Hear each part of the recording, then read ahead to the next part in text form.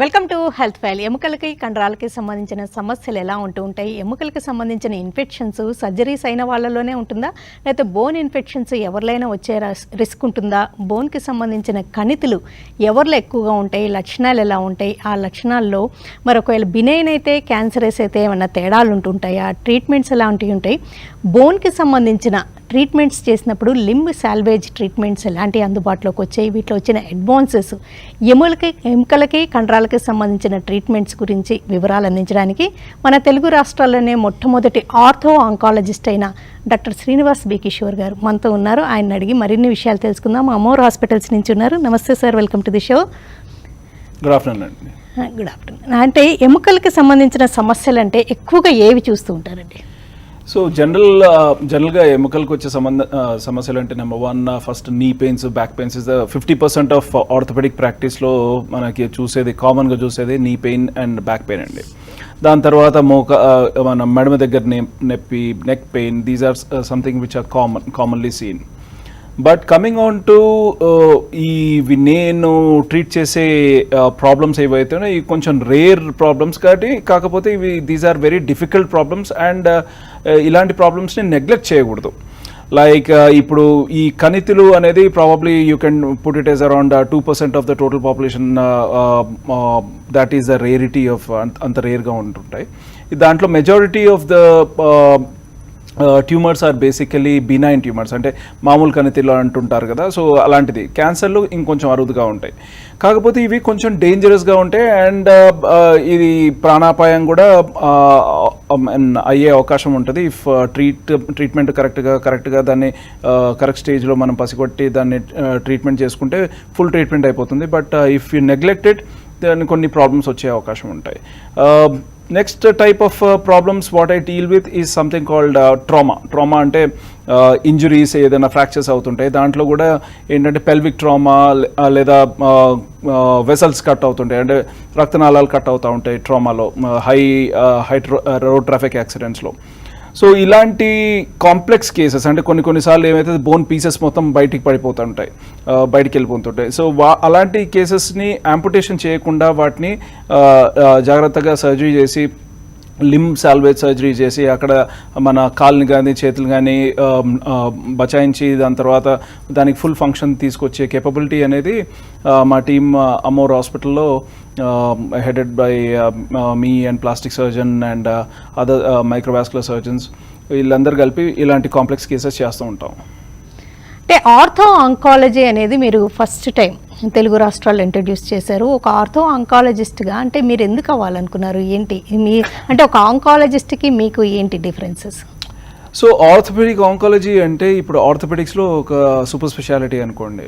So బేసిక్గా orthopaedic training అయిపోయిన తర్వాత then I did general orthopaedics for 2 years.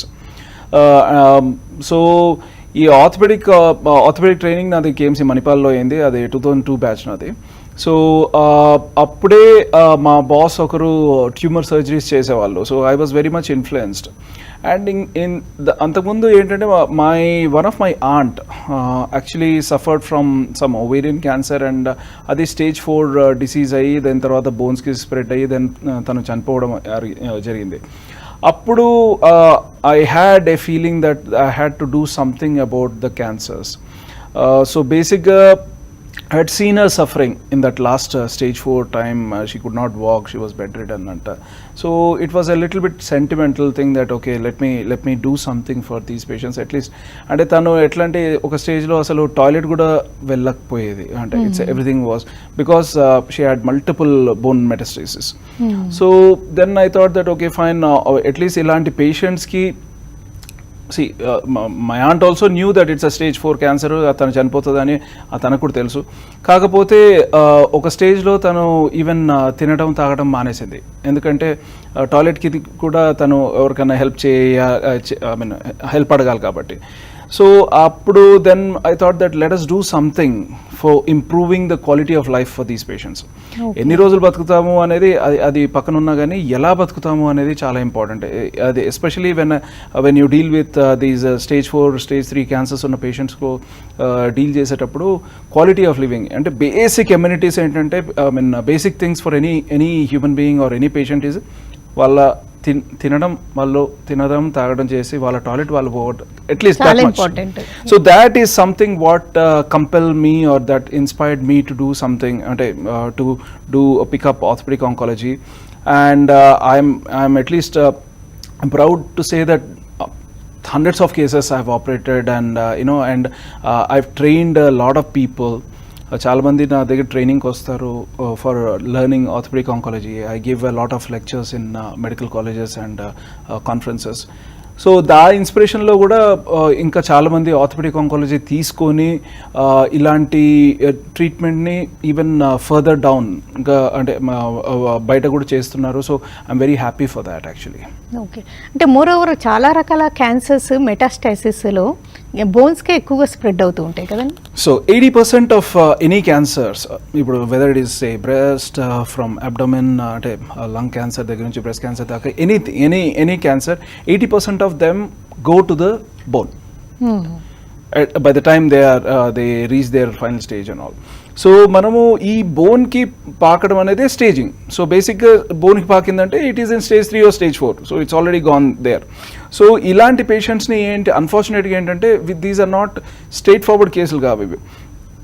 వాళ్ళకి మల్టిపుల్ ప్రాబ్లమ్స్ ఉంటాయి. లంగ్ ఇష్యూస్ ఉండొచ్చు, ఎందుకంటే లంగ్లో కూడా ట్యూమర్ వచ్చి ఉండొచ్చు, లేకపోతే బ్లడ్ తక్కువ ఉండొచ్చు, తర్వాత థ్రాంబోఎంబోలిజం ఛాన్సెస్ ఉండొచ్చు అలా. అండ్ కీమోథెరపీ తీసుకుని ఉంటారు వాళ్ళు. సో దాంతో కీమోథెరపీ వల్ల కూడా బాడీలో చాలా సైడ్ ఎఫెక్ట్స్, రేడియేషన్ వల్ల సైడ్ ఎఫెక్ట్స్ ఇవన్నీ వచ్చి ఉంటాయి.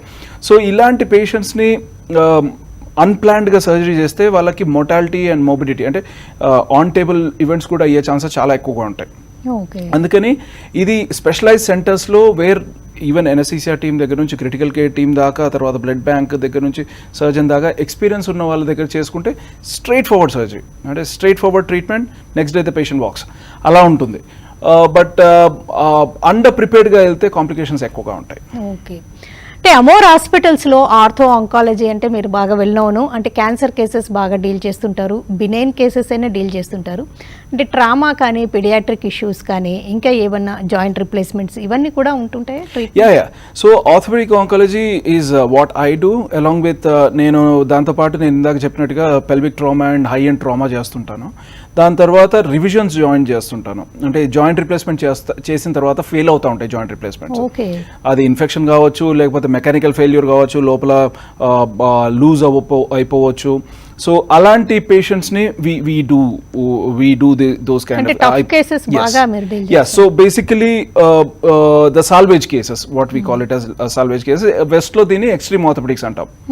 So ఒక one end of orthopaedics which is not very easy to deal with, అలాంటి కేసెస్ నేను పర్సనల్గా డీల్ చేస్తుంటా. అలాగనే బోన్లో ఇన్ఫెక్షన్స్ని that is one of my forte. Lot of patients even not అంటే మన తెలుగు రాష్ట్రాలే కాకుండా చుట్టుపక్కల ఉన్న కర్ణాటక, మహారాష్ట్ర నుంచి quite a few patients come to me for treating bone infections. Bone infections అంతకుముందు సర్జరీ చేసినందువల్ల రావచ్చు, లేదు అంటే బోన్ లాస్ వల్ల రావచ్చు, లేకపోతే స్వతహాగా బోన్లో ఉన్నందుకు రావచ్చు. So N number of reasons, చాలా రీజన్స్ వల్ల బోన్ ఇన్ఫెక్షన్స్ సర్జరీ కాకపోయినా కూడా రావచ్చు అంటారా? ఇప్పుడు డయాబెటీస్ ఉన్నది అంటే అన్కంట్రోల్ డయాబెటీస్ ఉంది అనుకోండి, అలా those people are at risk of developing bone infections. అంటే ఎలాంటి సిమ్టమ్స్ తో ప్రెజెంట్ అవుతుంది? So pain, swelling and fever, these are the common things. So classic this is how it is. And bone pain anedi chala what should I say, డీప్గా అనిపిస్తుంది, అంటే very boring type of pain, అంటే లోపల ఏదో పెట్టి drill చేస్తున్నట్టు pain ఉంటుంది అన్నట్టు. It's a different kind of pain. బయట ఏదో దెబ్బ తగిలినప్పుడు డిఫరెంట్ పెయిన్ ఉంటుంది, బోన్లో ఒక డల్ ఆగినట్టుగా ఒక అంటే చాలామంది పేషెంట్స్ ఏంటంటే నిద్ర పట్టట్లేదండి అంత పెయిన్ ఉంది అని చెప్తుంటారు. That is one of the feature which tells us that bone pain ఏమో అని మనకి ఇది చేస్తుంటాం. ఎలా డయాగ్నోస్ చేస్తారు bone infection? Bone infections first ఒక గుడ్ క్వాలిటీ ఎక్స్రే, ఒక మంచి ఎక్స్రే, ప్లెయిన్ ఎక్స్రేతోనే మనం చాలా we can pick up lot of things provided the surgeon knows about it obviously. దాని తర్వాత ఒక MRI scan picks up a lot. లోపల ఎడిమా ఉందా, చీమ్ ఉందా, లేకపోతే ఏమైనా కలెక్షన్ ఉందా, లేకపోతే ఓన్లీ ఇన్ఫెక్షన్ కాకుండా ఇంకేమన్నా ఉందా అనేది ఎంఆర్ఐ పికప్ చేస్తుంది. అప్పుడప్పుడు బోన్ స్కాన్లు కూడా చేస్తూ ఉంటాం. ఓకే, అంటే బోన్ ఇన్ఫెక్షన్ని అంటే if it is left untreated ఏమవుతుందంటే? So bone infection bone destruction అవుతుంది. సో ఇన్ఫెక్షన్ అక్కడ ఉంటే అక్కడ చుట్టుపక్కల మొత్తం ఆ బోన్ని తినేయడం జరుగుతుంది అండ్ తర్వాత దాన్ని ఫ్రాక్చర్ అవుతుంది. ఫ్రాక్చర్ అయితే దెన్ ద ఫంక్షన్ పోతుంది. అంటే ట్రీట్మెంట్ యాంటీబయాటిక్స్ జనరల్. సో బేసిక్గా ఇక్కడ నేను ప్రతి పేషెంట్కి నా దగ్గరకు వచ్చిన ప్రతి పేషెంట్ని నేను కౌన్సిల్ చేస్తుంటాను. ఇప్పుడు సపోజ్ మనకు ఎక్కడో చిన్న ఇన్ఫెక్షన్ ఉంది అనుకోండి, చేయి దగ్గరే అనుకోండి, లేకపోతే ఎక్కడో ఒక దగ్గర, సో మనం ఏం చేస్తాం, యాంటీబయాటిక్ వాడతాం. సో యాంటీబయాటిక్ ఎలా వేసుకుంటాం, త్రూ పిల్స్ అంటే సమ్ టాబ్లెట్ వేసుకుంటాం. అది రక్తం ద్వారా ఆ ఏరియాకి వెళ్ళి మనకి ఆ ఇన్ఫెక్షన్ని కంట్రోల్ చేస్తుంది. బోన్లో అన్ఫార్చునేట్లీ ఏంటంటే బోన్లో బ్లడ్ సప్లై తక్కువ ఉంటుంది. అందుకే అంటాం కదా as dry as a bone అంటాం. So blood supply is not as good. So మనం ఎన్ని టాబ్లెట్స్ వేసుకున్నా కానీ అక్కడ రీచ్ అయ్యే యాంటీబయాటిక్ చాలా తక్కువ. అందుకనే bone infections treatment is a little bit challenging. Okay, ఎలా ట్రీట్ చేస్తారు? అప్పుడు what we do is that we go in లోపల, అంటే we go surgically and we clean up everything. అక్కడ క్లీనప్ చేసినప్పుడు ఆ dead tissue as well as the infected tissue మొత్తం తీసేస్తాం.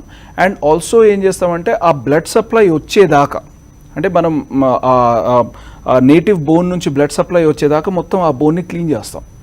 దాని తర్వాత అది కూడా దాంతో పాటు ఏం చేస్తాం, nowadays what we have is beads ఉంటాయి, యాంటీబయాటిక్ బీడ్స్ ఉంటాయి. ఆ బీడ్స్ వేస్తే ఏంటంటే ఒక 6 weeks నుంచి 3 months వరకు ఆ బీడ్స్ అక్కడే ఉంటాయి and then they get converted into bone. So and they keep releasing antibiotic for the period of 6 weeks to 3 months. So అంత సస్టైన్డ్ రిలీజ్ చేసేటప్పుడు ఆ కాన్సన్ట్రేషన్కి ఎలాంటి ఆర్గానిజం అయినా చనిపోయే ఛాన్స్ ఉండేది. అండ్ దాదాపు అందుకనే my rate of infection cures in bone infections in my practice is almost like 98%. Great.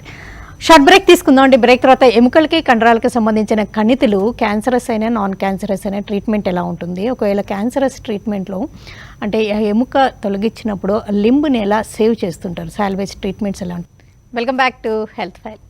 Amor hospitals senior ortho oncologist doctor Kishore B Reddy గారు మనతో ఉన్నారు. ఆయన అడిగి ఎముకలకి కండరాలకి సంబంధించిన క్యాన్సర్స్ కానీ లేకపోతే కణితులకి ట్రీట్మెంట్స్ ఎలాంటివి ఉంటాయి, అమోర్ హాస్పిటల్స్లో ఎలాంటి లేటెస్ట్ ట్రీట్మెంట్స్ అందించగలుగుతున్నారు, వివరాలు తెలుసుకుంటున్నాం. అంటే ఎముకలకి కండరాలకి సంబంధించిన కణితులు ఎక్కువగా క్యాన్సరస్గా ఉంటాయా, బెనైన్గా క్యాన్సరస్ కానీ కూడా ఉంటాయా? Majority of these tumours benign ఉంటాయి. Few of them are cancerous. So benign వాటి ట్రీట్మెంట్ చాలా ఈజీ అండ్ కరెక్ట్గా ట్రీట్మెంట్ చేస్తే మళ్ళీ రికరెన్స్ ఛాన్సెస్ కూడా చాలా చాలా తక్కువ. లైక్ ఇప్పుడు one of the commonest thing what we find is something called giant cell tumour, GCT అంటాం. ఇది బోన్ ఎండ్స్లో వస్తూ ఉంటుంది. జనరల్గా ఆర్థోపెడిక్ సర్జన్స్ ఆపరేట్ చేస్తే the chance of recurrence is around 25 to 30%. And but the people like me who do only orthopedic oncology, మనము ఈ ఇలాంటి కేసెస్ని మనం ఆపరేట్ చేస్తే then it is around 10%. In my personal series, in these 15 years that I have practiced, I would have done near about curatages around 1900 to 2000 of them. Oh, okay. So my chance of recurrence in my practice is around 2%. అంటే benign cancer benign, I'm talking about benign. I'm talking pure benign. So ఇది ఎందుకు ఇది the so much of difference is because of the technique what we use and the technology what we use. So ఇప్పుడు GCT అని నేను ఇందాక చెప్పాను కదా. So దాంట్లో ఇప్పుడు మనం యూజ్ చేసేది we use laser, we use electrocautery, high speed bar, we use computer navigation. So అమోర్లో స్పెసిఫిక్గా ట్యూమర్స్ కొరకు మనం computer navigation and high and orthopaedic work, తర్వాత న్యూరో వర్క్ కొరకు కంప్యూటర్ నావిగేషన్ తీసుకున్నాము. సో దీంతో ఏంటంటే మన ప్రిసిషన్ ఎక్కువ అవుతుంది అండ్ మిస్ అవుట్ అవ్వం, ఏ ట్యూమర్ని ఎక్కడా మిస్ అవుట్ అవ్వం. దాంట్లో పేషెంట్కి, ఎందుకంటే ఇలాంటి ట్యూమర్స్కి పేషెంట్స్ ఓన్లీ వన్స్ ఆపరేట్ చేయాలి. We cannot operate or we should not think about operating again and again. So అందుకని best should go to the patient అనే ఉద్దేశంతోనే we had invested a lot of time, energy, money in to building up these infrastructure, support structures. ఇవి చాలా important, ఎందుకంటే వీటితోనే మనకి result అనేది percolate అవుతుంది. లైక్ ఇప్పుడు నేను ఇందాక చెప్పినట్టుగా జీసీటీ లేకపోతే స్పైన్ ట్యూమర్స్కి we use a lot of navigation as well as tumour fluorescence microscope use చేస్తాం. విత్ జనరల్లీ ఏంటంటే అది బ్రెయిన్ సర్జరీస్కే యూజ్ చేస్తారు బయట. సో అది మనము even if we start using and when we start using even for the peripheries ఏంటంటే ఈ neuro ట్యూమర్స్కి, neurological tumours as well as ఈ ట్యూమర్స్కి రికరెన్స్ రేట్ అనేది చాలా తగ్గిపోతుంది. ఎందుకంటే మనకు క్లియర్గా తెలుస్తుంది, మనం ఇట్స్ లైక్ మ్యాగ్నిఫైడ్ ఇమేజ్ కాబట్టి క్లియర్గా తెలుస్తుంది ఇక్కడ ట్యూమర్ ఉంది, ఇది నార్మల్ టిష్యూ అని. సో ఇలాంటి టెక్నాలజీ యూజ్ చేసుకుంటే the chance of recurrence is much less. Cancer కానీ కణితులకి మీ దగ్గరకు వస్తే ఇంకా రెస్ట్ అష్యూర్డ్ వాళ్ళు ఇంకే భయం లేకుండా ట్రీట్మెంట్ తీసుకోవచ్చు. అంటే క్యాన్సరస్ అయితే అండి, ఒకవేళ ఆ కణితి క్యాన్సర్కి అంటే ఎముకలకు సంబంధించిన క్యాన్సర్స్ పిల్లల్లో కూడా చూస్తుంటాం కదా, అంటే వాటికి ట్రీట్మెంట్స్ అలాంటివి ఉన్నాయంటారు. అసలు ఎప్పుడైనా ఎముకలకి కండరాలకు సంబంధించిన కణితులు బయటికి కనిపిస్తే కనిపించకుండా కూడా ఉండే రిస్క్ ఉంటుందా? మెజారిటీ ఆఫ్ ద కేసెస్లో ఎముకలకి కండరాలకి వచ్చే క్యాన్సర్ కనిపించవు. So it's lower down, only పెద్దగా అయినప్పుడే కనిపిస్తాయి బయటికి. సో అవి అందుకనే ఎర్లీ స్టేజెస్లో మనం పికప్ చేసుకోవాలి అంటే probably we need to get a good X-ray and all these investigation, MRI, and then we pick up earlier. Late స్టేజ్లో బయటకు వచ్చేస్తుంది, అప్పుడు కనిపిస్తుంది. సో బోన్ని మొత్తం తినేసి బయటికి పగిలి కండకు వచ్చినప్పుడు అప్పుడు కనిపిస్తుంది. So it's better to detect early than late. అంటే పెయిన్ లాగా అనిపిస్తే నాగింగ్ పెయిన్ లాగా ఒకసారి రూల్ అవుట్ చేసుకోవడం, ఇన్ఫెక్షన్ అవ్వచ్చు, కణితి అవ్వచ్చు. కరెక్ట్. ఓకే, అంటే ఎక్స్రేలో కూడా తెలిసిపోతాయి ఇవన్నీ. X-ray, yes, if the surgeon or the person knows how what he is looking, yes definitely we can pick up subtle signs or at least indications ఉంటాయి, we need a further investigation అని. అంటే ఎక్స్రేలో క్లియర్గా లేకపోతే కనీసం ఈ MRI, ఈ పేషెంట్కి MRI అవసరమా లేదా అనేది మనం డిటర్మిన్ చేయవచ్చు. ఓకే, అంటే క్యాన్సర్ అనగానే ఆ భాగాన్ని తొలగిస్తారు కదా ఎర్లీ స్టేజ్లో, మరి ఎముకలకు సంబంధించిన క్యాన్సర్ అయితే ఆ ఎముకని మీరు తొలగిస్తే వాళ్ళ లైఫ్ ఎలా ఉంటుంది? So that is where exactly where orthopaedic oncology comes. So orthopaedic oncology అనే బ్రాంచ్ ఏంటంటే మనం ఈ ఎముకల్లో లేదా కండరాల్లో వచ్చే క్యాన్సర్ని మొత్తం తొలగించి మళ్ళీ అక్కడ ట్యూమర్ మళ్ళీ రాకుండా చూసి ఆ ఏరియాలో వీ కెన్ ఏదో ఒకటి కృత్రిమ ఎముకను కానీ, లేకపోతే వేరే వాళ్ళ బోన్ కానీ, పేషెంట్ బోన్ని కానీ, లేకపోతే మ్యానుఫ్యాక్చర్ చేయించి అక్కడ ఏదైనా మెటల్ని కానీ పెట్టేసి ఫుల్ ఫంక్షన్ని ఇచ్చే బ్రాంచే ఆర్థోపెడిక్ ఆంకాలజీ.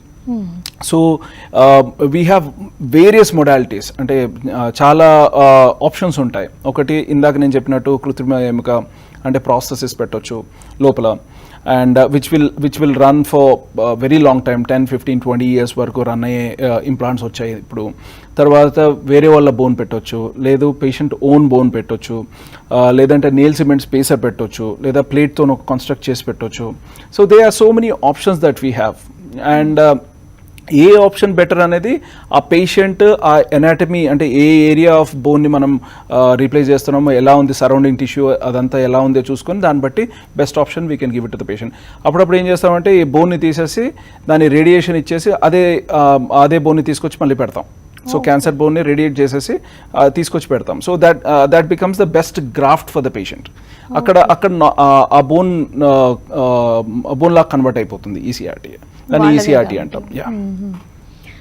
చాలామందికి ఇంతకుముందు ఏదైనా యాక్సిడెంట్స్ అయినా లేకపోతే ఏదైనా సర్జరీ అయినా సరిగ్గా సెట్ అవ్వలేదని కొంచెం నడవడం కానీ లేకపోతే డే టు డే పనులు చేసుకుంటూ ఇబ్బంది పడుతుంటారండి. అలాంటి వాళ్ళకి ఏమైనా మీరు ఇందాక చెప్పారు రివిజన్ లాంటి మీ దగ్గర మళ్ళీ జరుగుతాయి? Yes.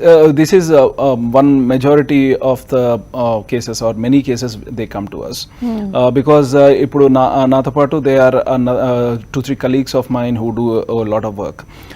డాక్టర్ అభిలాష్ అని ఉన్నారు, ఆయన ఆర్థోస్కోపీ సర్జరీ చేస్తారు, and we have a joint replacement surgeon. అలాగనే డాక్టర్ సంతోష్ని అని ఉన్నారు, తను she's a paediatric orthopaedic surgeon. And we have plastic surgeon and microvascular surgeon doctor Abhinandan. So all these we work like a team.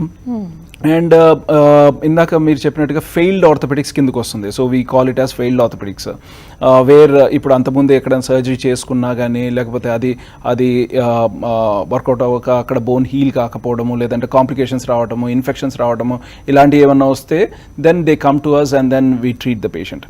దీనికి ఇందాక నేను చెప్పినట్టుగా lot of infrastructure is needed and lot of equipment is needed. అంటే ఇలాంటి cases చేయాలంటే చాలా equipment అవసరం.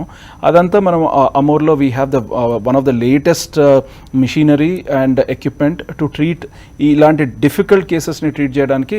This is one of the best centre అని చెప్పొచ్చు. ఈ ఎముకలకు సంబంధించిన కణితులు మరి ముఖ్యంగా క్యాన్సర్స్ మీరు ఇందాక చెప్పినట్టుగా సమాధార భాగాల నుంచి స్ప్రెడ్ అయినవి ఎక్కువగా ఉంటాయా, ప్రైమరీ ఎక్కువగా ఉంటాయా? సో బేసిక్గా we can actually divide malignant tumours అంటే ఈ బోన్ క్యాన్సర్స్ అని ఏజ్ గ్రూప్లో డివైడ్ చేసుకోవచ్చు. మనకి బిలో 20 years ప్రైమరీ ఎక్కువ ఉంటాయి.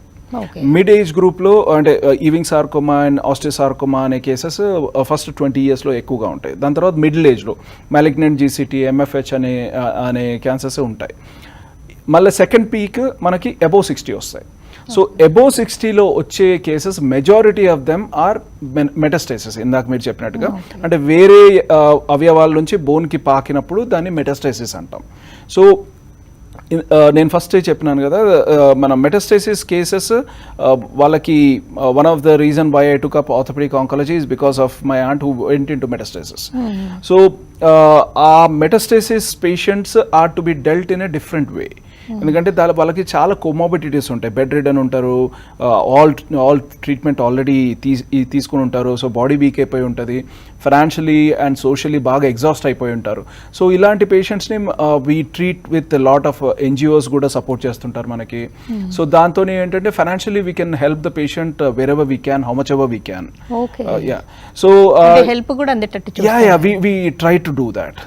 And obviously it's a private center, I cannot say everything is free, but whatever we can do, we obviously do it. అంటే last ఇంకొక క్వశ్చన్, అంటే ఎక్కువగా ఏ శరీర భాగంలో ఏ ఎముకగా ఎక్కువగా ఇలాంటి వాటికి గురవుతున్నట్టుగా గమనిస్తుంటారు? Around the hip and around the knee and around the hip are the commonest areas అండి. ఓకేనండి డాక్టర్ కిషోర్ పి రెడ్డి గారు, థ్యాంక్స్ అలాట్ అండి. ఎముకలకి సంబంధించిన ఎన్నో రకాల సమస్యలు ఉంటుంటాయి. ఎముకలకి కండరాలకి సంబంధించిన కణితులు అంటే క్యాన్సరస్ కానీ నాన్ క్యాన్సరస్ కానీ ఇలాంటి వాటితో పాటు ఇన్ఫెక్షన్స్ ఉంటుంటాయి. ఇంతకుముందు సర్జరీస్ చేయించుకున్న వాళ్ళు లేకపోతే యాక్సిడెంట్స్కి గురైన వాళ్ళకి మళ్ళీ రివిజన్ కానీ లేకపోతే రీడూ సర్జరీస్ ఉంటుంటాయి. ఇలాగా ఎముకలకి కండరాలకి సంబంధించిన అనేక రకాల సమస్యలకి లేకపోతే కాంప్లికేటెడ్ ప్రాబ్లమ్స్కి ఒక వన్ స్టాప్ సొల్యూషన్గా అమోర్ హాస్పిటల్స్లో లేటెస్ట్ టెక్నాలజీ తోటి ట్రీట్మెంట్స్ అందించగలుగుతున్నారని 250 bedded హాస్పిటల్ అయిన అమోర్ హాస్పిటల్కి అంటే ఏ సమస్యతో వచ్చినా కానీ వాళ్ళకి పర్ఫెక్ట్ ట్రీట్మెంట్ అందించగలుగుతారని డాక్టర్ కిషోర్ బి రెడ్డి గారు తెలియజేశారు. ఇది వాళ్ళ health file. Keep watching TV5.